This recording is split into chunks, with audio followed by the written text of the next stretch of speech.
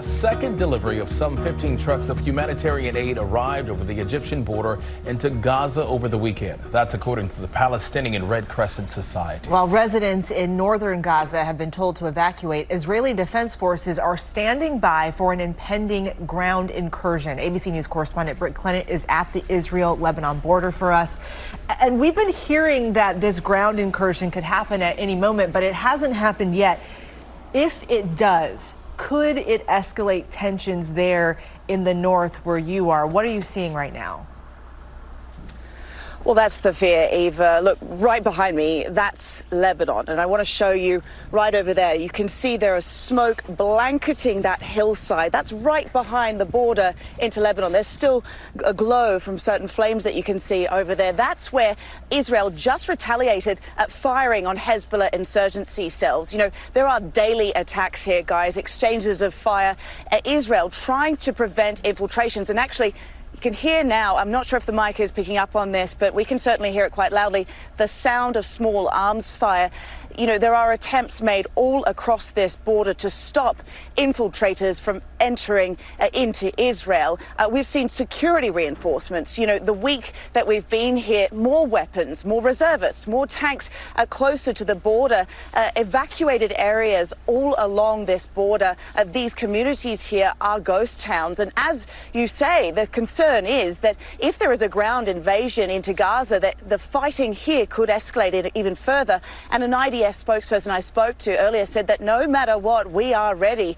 You know, Israel says it hit 320 more targets in the Gaza Strip, and we know it is being bombarded. The Palestinian Health Ministry is saying 436 people killed in Gaza in just 24 hours alone. And Israel's defense minister says it could take months, saying at the end there will be no Hamas. He's also hinting at a ground attack, but you know, he says before Hamas meets our tanks and our infantry, they will know the shells from our air force. Britt, we saw two hostages, a mother and her daughter, released on Friday. How significant is their release, and could we see more?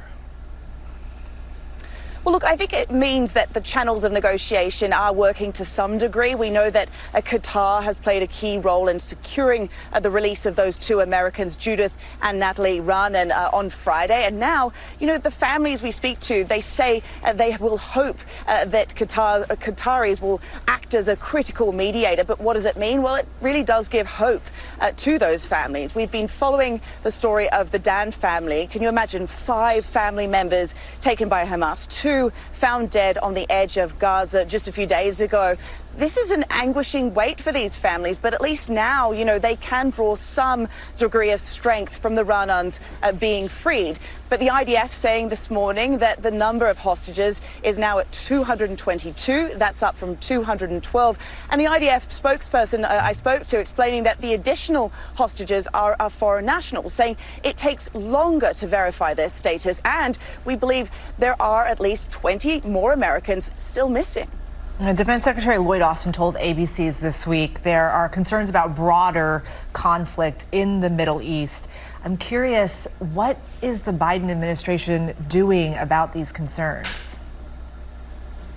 Yeah, look, I think they're walking a very fine line here. You know, the U.S. doesn't want to be seen as kind of posturing or escalating the conflict, but, you know, at the same time, very much making it clear that it is ready, that it has the ability to respond.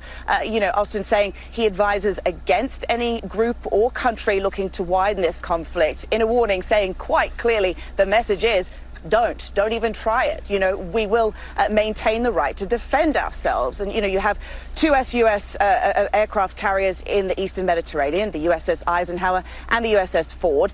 The US Navy thwarting missiles launched by Iranian-backed Houthi rebels. So, you know, they are in action. And the signal is that they are there ready to protect US interests. And although you have this rhetoric, of course, unwavering support pledged by President Biden, Secretary of State Blinken, the messaging is we will defend our interests, you know, that it has to be done on a legal basis, but that the U.S. is at the ready. ABC News correspondent Brit Clennett, thank you so much for joining us today. And Thank you, stay safe. Well, hey there, GMA fans. Robin Roberts here. Thanks for checking out our YouTube channel. Lots of great stuff here. So go on, click the subscribe button right over here.